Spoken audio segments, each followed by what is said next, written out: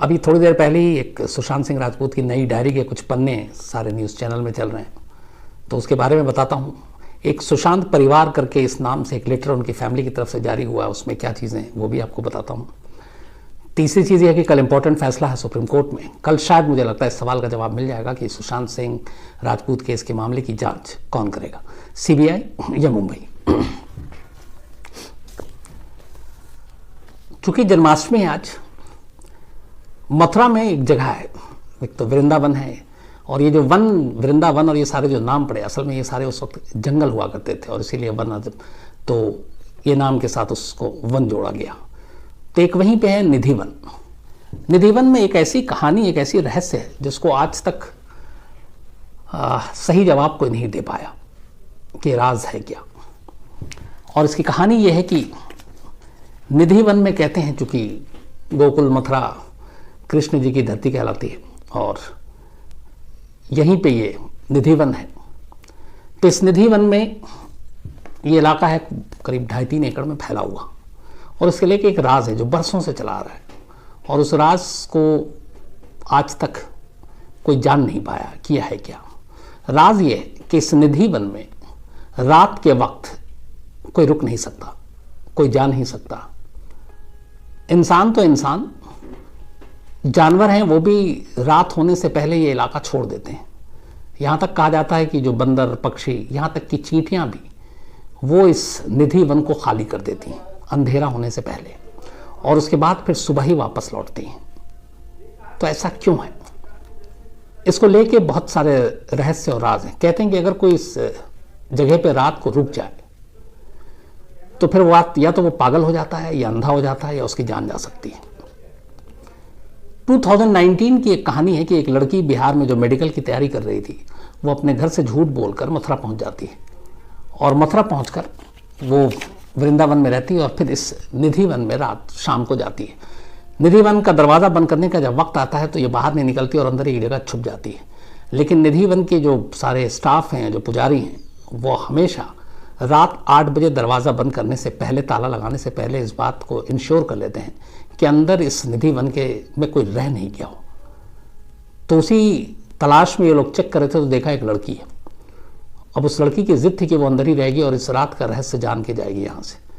फिर उन्होंने बड़ा समझाया, किसी तरह उसको बाहर लेकर आए, और फिर उसके माँ बाप को खबर की और उस लड़की को वापस भेजा गया। ऐसे एक जयपुर से एक शख्स पहुंचा इस निधिवन में, और शाम से ही वो अंदर था। रात को उसने लेकिन बाकी लोगों को धोखा दे दिया, और कहते हैं कि वहाँ के स्टाफ और पुजारी की नज़रों में आया नहीं, और निधिवन में एक जगह जाके वो छुप गया। दरवाज़ा बंद हो गया, रात हो गई। कहते हैं सुबह जब दरवाज़ा खुला तो वो शख्स निधिवन के अंदर बेहोश पड़ा मिला था और बाद में पागल हो गया। ऐसी कहानियाँ भरी पड़ी हैं, पर सवाल ऐसा क्यों है? सबसे पहले वजह क्या है? निधिवन के अंदर कहते हैं कि भगवान कृष्ण और राधा और साथ में गोपियाँ, ये हमेशा रात को यहाँ पे इस निधिवन के अंदर खास तौर पर रासलीला करने आते हैं, हमेशा। और वो नहीं चाहते हैं कि उनकी रासलीला कोई भी मनुष्य देखे, और यही वजह है कि जो भी रात को यहाँ पे कभी किसी ने देखने की कोशिश किया, देखा, वो पागल हो गया, अंधा हो गया, गूंगा हो गया, बहरा हो गया। मतलब ये हालत हो गई कि फिर वो किसी और को वो चीज़ बता ही नहीं सकता। ये मान्यता है, और कहते हैं ये सदियों से ये चला आ रहा है कि यहाँ पे कोई रात को रुक ही नहीं सकता, और ये रासलीला श्री कृष्ण की देख नहीं सकता जो वो राधा और गोपियों के साथ करते हैं। और इसीलिए रात को आना मना है इस निधिवन में। अब ये तो एक पहलू है। दूसरी जो इसमें कहानी है वो ये है कि इस निधिवन के अंदर बाकायदा श्री कृष्ण जी का कमरा है, और जो वहाँ के पंडित हैं, महंत हैं, वो सभी बताते हैं कि आज भी उनके कक्ष में जाकर रात को हर शाम इस निधिवन को बंद करने से पहले बाकायदा श्री कृष्ण के कमरे में जाकर, एक उनके कमरे में जो है चंदन का जो की खाट है उस पर बिस्तर लगाई जाती है, सजाई जाती है, दातुन रखा जाता है, पानी का लोटा रखा जाता है, और यहाँ तक के पान भी रखा जाता है। और ये सारी चीज़ें रात को रखने के बाद कक्ष बंद कर दिया जाता है, और निधिवन के अंदर कोई जा नहीं सकता। और ये खुद सब कुछ हर रात आज भी पुजारी रखते हैं।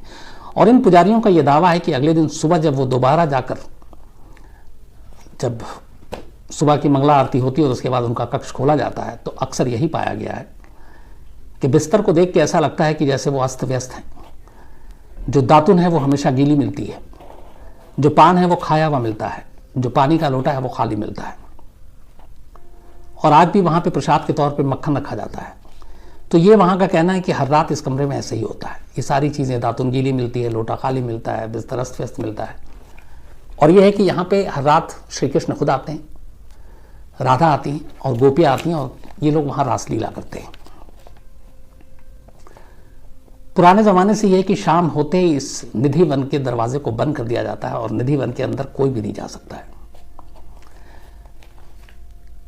ये चीज़ वहाँ पे जितने भी पंडित हैं, बाकी पंडा हैं, जो गाइड हैं, जो बहुत सारे आम लोग हैं, उन्होंने ही बताया कि हैरत की बात यह है कि ये सारी चीज़ें तो इंसानों पे हो जाती है कि चलो दरवाज़ा बंद हो गया, अब शाम के बाद यहाँ कोई नहीं रहेगा रात से लेकर सुबह तक। लेकिन ये देखा गया कि इस निधि वन में बहुत सारे बंदर हैं, पक्षियाँ हैं जो दिन भर वहाँ रहते हैं, पेड़ों पर बैठते हैं, चींटी हैं, चींटियाँ हैं। लेकिन ये सारे जो परिंदे हैं, जो जानवर हैं, जो चींटियाँ हैं, ये भी शाम होते ही इस निधि वन को छोड़ देती हैं और वहाँ से कहीं निकल लेती हैं बाहर। अगले दिन फिर सुबह ये सारे लोग वहाँ पहुँच जाते हैं। तो ये है कि शायद इनको भी रासलीला देखने की इजाज़त नहीं है। एक और अजीब चीज़ है इस पूरे निधि वन में, वो ये है कि इसमें जितने भी पेड़ लगे हुए हैं, ये शायद तुलसी के पेड़ हैं और ये आम पेड़ों के मुकाबले इनकी शाखाएं बिल्कुल अलग हैं इस निधि वन के पेड़ों की।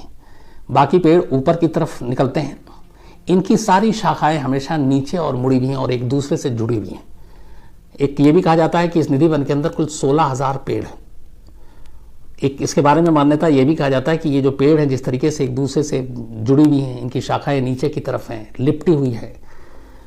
एक मान्यता ये है कि असल में 16,000 पेड़ नहीं है, 16,000 जो रासलीला होती है वहाँ पे श्री कृष्ण और राधा और बाकी जो गोपियाँ हैं, तो ये 16,000 गोपियाँ हैं जो रात को श्री कृष्ण जब वहाँ आते हैं तो ये गोपियाँ बन जाती और सुबह जाने के बाद फिर से ये पेड़ में तब्दील हो जाती हैं, पेड़ बन जाती। ये एक शुरू से मान्यता है और यही वजह है कि इस पेड़ को देख के ही बहुत ही अजीब लगता है। इस पेड़ की पूरी बनावट और सारी चीज़ें बिल्कुल डिफरेंट है बाकी आम पेड़ों के मुकाबले में। अब यहाँ से ये सारी चीज़ें तो हो गई कि रात को रासलीला होती है, इंसान नहीं देख सकता, जानवरों की भी इजाज़त नहीं है, पेड़ ऐसे हैं। पेड़ की में भी है कि करीब 16,000 वो पेड़ नहीं है बल्कि गोपियाँ हैं जो दिन में पेड़ में तब्दील हो जाती हैं जब इंसान वहाँ पहुँचता है, रात को वो गोपियाँ बन जाती हैं जब श्री कृष्ण वहाँ पहुँचते हैं। इस निधि वन के आसपास कुछ बस्तियाँ भी हैं, उन बस्तियों में 2-3 मंजिले मकान भी हैं।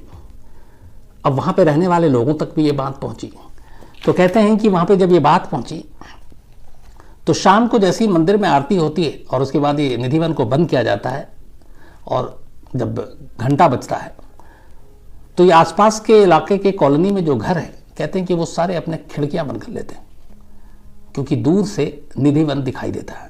तो उनको ये लगता है कि अगर उन्होंने खिड़कियां खोली और निधि वन की तरफ देख लिया, कुछ दिखाई दे गया, तो वो भी अंधे हो जाएंगे, गूंगे हो जाएंगे, बहरे हो जाएंगे, पागल हो जाएंगे या जान भी जा सकती है। कई लोगों ने अपनी खिड़कियों पे ईंटें लगा रख दी और कई ऐसे घर बनाए जिनकी खिड़कियां इस निधि वन की तरफ खुलती हैं, लेकिन उन्होंने खिड़कियां बनाई नहीं, खिड़कियां बंद कर ली, बल्कि दीवार बना ली। और उनका कहना है कि 7 बजे के बाद आसपास की जितनी भी ऐसी इमारतें हैं जहां से निधि वन दिखता है, वो सारी खिड़कियां वो बंद कर देते हैं। जहां जहां खिड़कियां हैं, बहुत से लोग तो खिड़कियां बनाते ही नहीं। इसके अंदर कई समाधियां भी हैं और उन समाधियों के लिए एक बातें आती है, वो ये है कि बहुत सारे ऐसे लोग जो वहाँ गए, उन्होंने देखा और उसके बाद उनकी समाधि बन गई और वो वहीं उनको फिर सारी समाधियाँ वहाँ पे है। बाकायदा उत्तर प्रदेश सरकार की जो वो है लिस्ट है, उसमें इन समाधियों में जो लोग हैं उनके नाम भी हैं और इन्हीं में से एक हैं संगीत सम्राट जो ध्रुपद के जो जनक थे अपने, स्वामी हरिदास। तो स्वामी हरिदास जी की भी समाधि इसी निधि वन के अंदर है। इसके अलावा और भी कई लोगों की समाधियाँ, इनके बारे में हालांकि कई बार भ्रामक दूसरी बातें भी की जाती है कि कई लोग चोरी छुपे गए और उसके बाद उनकी जान चली गई, ऐसे लोगों की समाधि। ऐसा नहीं है, इनमें से बहुत सारे वो लोग हैं जिनके बारे में बाकायदा सरकार के पास लिस्ट है और वो सारी चीज़ें इसको देखते हैं। कई लोग के बारे में अलग अलग उनकी भी अपनी भी मान्यता है। उनका कहना है कि असल में जो पेड़ है इस निधि वन के अंदर, उस पेड़ का रहस्यमय होना ही इस निधि वन को थोड़ा अलग बना देता है। और बाकी जो पंडे हैं या गाइड हैं वो अपनी कमाई के लिए इस तरह की कहानियाँ सुनाते हैं कि यहाँ पे रात को रासलीला होती है और बाकी चीज़ें होती हैं। लेकिन बातें कुछ भी हों, एक सच ये है कि कोई भी रात को यहाँ पे जाने, रुकने, देखने की हिम्मत आज भी नहीं कर पाता। और इसीलिए कहते हैं कि यहाँ रात को आना मना है। आज चूँकि जन्माष्टमी का मौका है तो मुझे लगा कि ये एक ऐसी रहस्यमय चीज़ शेयर की जानी चाहिए आप लोगों के साथ। तो ये निधि वन में है, मथुरा में है। और मेरी एक टीम में, आपने सुनते भी होंगे, लोकेंद्र, वो मथुरा से ही है। और निधि वन के बारे में उसकी भी यही राय है कि वहाँ के जितने भी लोग हैं, बल्कि दूर दूर से बहुत सारे लोग आते हैं, श्रद्धालु आते हैं और बहुत सारे कोशिश करते हैं कि वहाँ रात को रुक के श्री कृष्ण के दर्शन करें, उनकी रासलीला देखें। लेकिन कहते हैं कि उनमें से कुछ पागल हो गए, कुछ अंधे हो गए और बाकी लोगों की इजाज़त ही नहीं, उनको पकड़ के बाहर कर दिया जाता है। लेकिन लोकेंद्र की भी ये धारणा है कि ये सच है और यहाँ पे जाना अपने आप में रात को मना है, कुछ भी हो सकता है। तो ये निधि वन के रहस्य की कहानी थी। कभी मौका मिले तो निधि वन के बारे में यहाँ आप लोग जाएँ मथुरा तो ज़रूर वहाँ के जो विद्वान लोग हैं उनसे पूछिए, बात कीजिए, तो इंटरेस्टिंग आपको भी लगेगा। अब सुशांत सिंह राजपूत के केस के अपडेट को लेकर कुछ डायरियाँ आई हैं सुशांत सिंह राजपूत के हाथ के लिखी हुई। ये डायरी सन 2018 एंड 19, कुछ पार्ट्स 2017 के भी हैं, जिसमें सुशांत सिंह राजपूत ने बाकायदा अपनी हैंडराइटिंग में अपने फ्यूचर प्लानिंग के बारे में लिखा है। एक जगह उनका ये था कि 2020 में उनको हॉलीवुड जाना है और हॉलीवुड की फिल्म में काम करना है। इसके लिए उनको ये था कि अपने खुद की एक्टिंग की सलाहियत को और बेहतर करना है, अपने लैंग्वेज बोलने की ताकत को और बेहतर करना, अच्छा करना। शायद उसका मतलब ये था कि बॉलीवुड में काम करना, हॉलीवुड में, तो थोड़ी उस तरीके की जो प्रोनाउंसिएशन और फ्लुएंसी जो सारी चीज़ें होनी चाहिए शायद उस पर, तो लैंग्वेज पे कमांड ज़्यादा बेहतर। इसके अलावा उनका ये था कि 50 लोगों की एक कोर टीम के साथ मिलकर प्रोडक्शन हाउस बनाना है, एजुकेशन एनवायरनमेंट पे काम करना है और उसमें कुछ नाम भी हैं।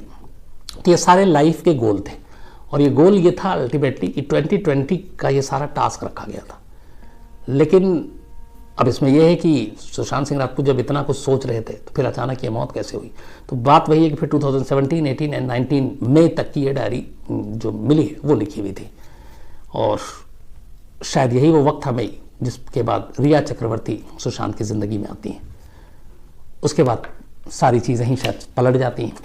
इन चीज़ों से फिर रिया ज़्यादा कब्जा कर लेती हैं। तो आगे क्या होता है वो तो जांच में ही पता चलेगा और सीबीआई जांच या मुंबई पुलिस की जांच ये हमें कल पता चलेगा। लेकिन इसी दौरान आप लोगों ने सुना होगा कि आजकल इस मामले को इतना पॉलिटिकल और इतना ख़राब कर दिया गया है कि अब सीधे एक एक्टर, एक होनहार एक्टर की मौत को बाज़ार में तमाशे के तौर पे पेश किया जा रहा है। अजीब अजीब इल्ज़ाम लग रहे हैं जो तकलीफ़ पहुंचाते हैं नेताओं के, अलग अलग लोगों के। अब एक शख्स की मौत हुई, उसके परिवार के बारे में भी अजीब अजीब बातें हो रही हैं। एक ने ये बयान दिया कि सुशांत सिंह राजपूत शायद अपने जीते जी इतने भी मशहूर ना होते, मौत ने मशहूर ज़्यादा कर दिया। एक कहा कि सुशांत के अपने पिता के साथ शुरू से ही अच्छे संबंध नहीं थे, उनके पिता ने दूसरी शादी की थी। ये सारी चीज़ें जिनका कोई मतलब नहीं है जांच से या फिर बाकी चीज़ों से, लेकिन हो इसलिए रही हैं कि इस मामले का पूरा राजनीतिकरण हो गया है। सुशांत के घर वालों ने, जो संजय राउत है शायद, जिन्होंने ये बयान दिया था कि अच्छे रिश्ते नहीं है, नोटिस भी भेजा है, 24-48 घंटे के अंदर माफ़ी मांगने के लिए कहा है। लेकिन अब बातें सीधा सीधा परिवार के ऊपर उंगलियां उठ रहे हैं, परिवार के ऊपर कीचड़ उछाले जा रहे हैं। मैं ये कहता हूं कि जो भी सच है, जो भी मौत की वजह है वो ज़रूर सामने आनी चाहिए, लेकिन एक मौत को इस तरीके से तमाशा नहीं बनाना चाहिए और लोगों को कुछ भी बोलने से पहले सोचना चाहिए। लेकिन अफसोस हो नहीं रहा है क्योंकि अब मामला इसमें राजनीति ज़्यादा हो गई। और इन्हीं चीज़ों को देखते हुए सुशांत की फैमिली की तरफ से एक बहुत ही इमोशनल लेटर लिखा गया और वो लेटर आम किया गया। उस लेटर में किसी एक का नाम नहीं है। सुशांत की फैमिली में कुल मिलाकर अभी देखें तो हम 6 लोग थे, अब सुशांत रहे नहीं तो 5 बचे। तो इन 5 जो जिंदा हैं, सुशांत के पिता और उनकी 4 बहनें, उनकी तरफ से ये लेटर है और इसीलिए इस लेटर का सुशांत का परिवार के नाम से ही है। जो लेटर में लिखा गया है वो हूबहू जस का तस जो है वो मैं आपको सुनाना चाहता हूँ। इस लेटर की शुरुआत एक शेर से हो और इस शेर का पहले शेर सुनाओ, फिर मैं इसका कोशिश करूंगा जो मेरी समझ है कि शेर में क्या कहना चाहता है सुशांत का परिवार वो मैं समझाऊं। कि तू इधर उधर की ना बात कर, ये बता कि काफिला क्यों लुटा। तू इधर उधर की ना बात कर, ये बता कि काफिला क्यों लुटा। मुझे रहजनों से गिला नहीं, तेरी रहबरी का सवाल है। रहजन मतलब वो होते हैं जो रास्ते में लूट लेते हैं, रास्ते के लुटेरे, रह मतलब रास्ता और जन यहाँ पे लुटेरों से। तो मुझे रहजनों से गिला नहीं, मतलब मुझे लुटेरों से कोई गिला नहीं है, शिकायत नहीं है। तेरी रहबरी का सवाल है, मतलब तेरी लीडरशिप, तेरे नेतृत्व, इसका सवाल है। तो मुझे लगता है कि यहाँ पे दोनों चीज़ें हैं। एक सीधे सीधे इस लाइन में सरकार या पुलिस के ऊपर उंगली उठाई गई है कि बाकी जो कह रहे हैं मुझे नहीं मालूम तुम्हारी जांच कैसे चल रही है। दूसरा, यहाँ पे रिया चक्रवर्ती भी एक कैरेक्टर हो सकती हैं, वो इसलिए कि बाकी जो चीज़ें हुई ना हुई तुम्हारे साथ था वो, तो तुमने उसकी कैसे देखभाल की। लेकिन इस शेर के पीछे का असली मकसद क्या है, ये शायद सुशांत का परिवार ही खुलकर बता सकता है। मेरी जितनी समझ है उसमें से दो मतलब इसके निकलते हैं। तो इन 2 लाइनों के शेर के बाद जो खत लिखा गया है वो हूबहू आपको पढ़ाऊंगा, इसमें मेरी तरफ से एक शब्द भी नहीं है। कुछ साल पहले की बात है, ना कोई सुशांत को जानता था ना उसके परिवार को। आज सुशांत की हत्या को लेकर करोड़ों लोग व्यथित हैं और सुशांत के परिवार पर चौतरफा हमला हो रहा है। टीवी अखबार पर अपना नाम चमकाने की गरज से कई फर्जी दोस्त भाई मामा बन अपनी अपनी हाँक रहे हैं। ऐसे में बताना जरूरी हो गया है कि आखिर सुशांत का परिवार होने का मतलब क्या है। यहाँ सुशांत का परिवार कोट अनकोट नहीं। सुशांत के माता पिता कमाकर खाने वाले लोग थे, उनके हंसते खेलते 5 बच्चे थे। उनकी परवरिश ठीक हो इसलिए 90 के दशक में गांव से शहर आ गए, रोटी कमाने और बच्चों को पढ़ाने में जुट गए। एक आम भारतीय माता पिता की तरह उन्होंने मुश्किलें खुद झेली, बच्चों को किसी बात की कमी नहीं होने दी। हौसले वाले थे, सो कभी उनके सपनों पर पहरा नहीं लगाया। कहते थे कि जो कुछ 2 हाथ पैर का आदमी कर सकता है तुम भी कर सकते हो। पहली बेटी में जादू था, कोई आया और चुपके से उसे परियों के देश ले गया। ये बड़ी बहन के बारे में। दूसरी राष्ट्रीय टीम के लिए क्रिकेट खेली, तीसरी ने कानून की पढ़ाई की तो चौथी ने फैशन डिजाइनिंग में डिप्लोमा किया। 5वां सुशांत था, ऐसा जिसके लिए सारी माएं मन्नत मांगती हैं। पूरी उम्र सुशांत के परिवार ने न कभी किसी से कुछ लिया न कभी किसी को अहित किया। सुशांत के परिवार को पहला झटका तब लगा जब मां असमय चल बसी। फैमिली मीटिंग में फैसला हुआ कि कोई ये ना कहे कि मां चली गई और परिवार बिखर गया, सो कुछ बड़ा किया जाए। सुशांत के सिनेमा में हीरो बनने की बात उसी दिन चली। अगले 8-10 साल में वो हुआ जो लोग सपनों में देखते हैं। लेकिन अब जो हुआ है वो दुश्मन के साथ भी ना हो। एक नामी आदमी को ठगों, बदमाशों, लालचियों का झुंड घेर लेता है। इलाके के रखवाले को कहा जाता है कि बचाने में मदद करें, अंग्रेजों के वारिस हैं, एक अदना हिंदुस्तानी मरे इन्हें क्यों परवाह हो। यहाँ लालचियों, ठगों, बदमाशों, रिया और उसकी फैमिली के लिए है, और जो रखवाले हैं अंग्रेजों के जो वारिस हैं ये मुंबई पुलिस के लिए है। 4 महीने बाद सुशांत के परिवार का भय सही साबित होता है। अंग्रेजों के दूसरे वारिस मिलते हैं, दिव्यचक्षु से देखकर बता देते हैं कि ये तो जी ऐसे हुआ है, व्यवहारिक आदमी है, पीड़ित से कुछ मिलना नहीं। सो मुलजिम की तरफ हो लेते हैं। अंग्रेजों के एक और बड़े वारिस तो जलियांवाले फेम जनरल डायर को भी मात दे देते हैं। सुशांत के परिवार को कहते हैं कि तुम्हारा बच्चा पागल था, सुसाइड कर गया, होता रहता है, कोई बात नहीं, ऐसा करो कि 5-10 मोटे मोटे लालाओं के नाम लिखवा दो, हम उसका भूत बना लेंगे। लालाएं यहाँ मतलब बॉलीवुड के बड़े बड़े प्रोड्यूसर। सुशांत के परिवार को शोक मनाने का भी समय नहीं मिलता है। हत्यारों को ढूंढने की बजाय रखवाले इसके मृत शरीर की फोटो प्रदर्शनी लगाने लगते हैं। उनकी लापरवाही से सुशांत मरा इतने से मन नहीं भरा तो उसके मानसिक बीमारी की कहानी चला उसके चरित्र को मारने में जुट जाते हैं। सुशांत के परिवार ने मोटे लालों का नाम नहीं लिया तो क्या हुआ, अंग्रेजों के वारिस से कुछ भी कर सकते हैं, सो फैशन परेड में जुट गए। सुशांत के परिवार का सब्र का बांध तब टूटा जब महीना बीतने न बीतने महंगे वकील और नामी PR एजेंसी से लैस हनी ट्रैप गैंग डंके की चोट पर वापस लौटता है। सुशांत को लूटने मारने से तसल्ली नहीं हुई सो उसकी स्मृति को भी अपमानित करने लगता है। उनकी बारात में रखवाले भी साफा बांधे शरीक होते हैं। सच्ची घटनाओं से प्रेरित उपन्यास गॉडफादर में उसके माफिया किरदार डॉन कोरलियोन ने कहा था कि अमेरिका एक सुंदर देश है, यहाँ कानून का राज है। ये तंज है यहाँ हिंदुस्तान और उसके कानून पर। सवाल सुशांत की निर्मम हत्या का है। सवाल ये भी है कि क्या महंगे वकील कानूनी पेचीदगियों से न्याय की भी हत्या कर देंगे। इससे भी बड़ा सवाल है कि अपने को एलीट समझने वाले अंग्रेजियत में डूबे पीड़ितों को हिकारत से देखने वाले नकली रखवालों पर लोग क्यों भरोसा करें। सुशांत का परिवार जिसमें 4 बहनें और एक बूढ़ा बाप है को सबक सिखाने की धमकियां दी जा रही, एक एक कर सबके चरित्र पर कीचड़ उछाला जा रहा है। सुशांत से उनके संबंधों पर सवाल उठाए जा रहे हैं। तमाशा करने वाले और तमाशा देखने वाले ये ना भूलें कि वो भी यही है। अगर यही आलम रहा तो क्या गारंटी है कि कल उनके साथ ऐसा नहीं होगा। हम देश को उधर लेकर क्यों जा रहे हैं जहां अपने को जागीरदार समझने वाले अपने गुर्गों से मेहनत कशों को मरवा देते हैं और सुरक्षा के नाम पर तनख्वाह लेने वाले खुलेआम बेशर्मी से उनके साथ लग लेते हैं। यह खत है सुशांत के परिवार का। ये सारा खत जो सुशांत और सुशांत के पिता के रिश्तों को लेकर बयान है, जिस तरीके से परिवार पर कीचड़ उछाला गया, शायद उसी मजबूरी में इसको फिर इस खत को लिखा गया।